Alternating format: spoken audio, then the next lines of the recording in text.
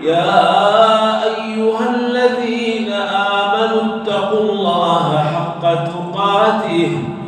ولا تموتن إلا وأنتم مسلمون واعتصموا بحبل الله جميعا ولا تفرقوا واذكروا نعمة الله عليكم إذ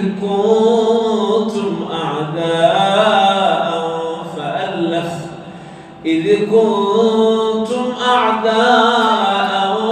فألف بين قلوبكم فأصبحتم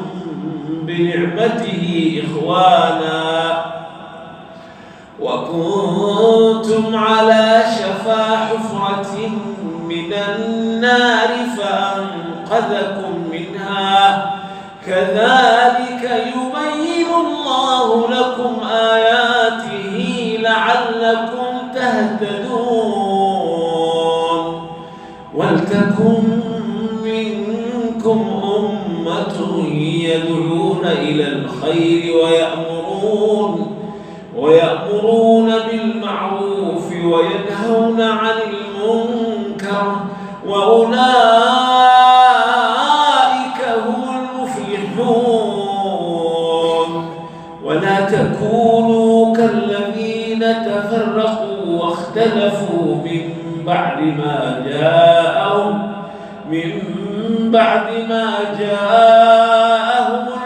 البينات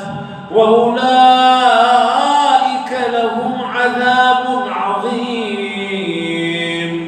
يوم تبيض وجوه وتسود وجوه فأما الذين اسودت وجوههم أكفرتم بعد إيمانكم فذوقوا العذاب بما كنتم تكفرون وأما الذين ابيضت وجوههم ففي رحمة الله هم فيها خالدون تلك آيات الله نتلوها عليك بالحق وما الله يريد ظلما للعالمين. اللهم اجعل خير أعمالنا أواخرها وخير أعمالنا خواتيمها وخير أيامنا يوم نلقاك.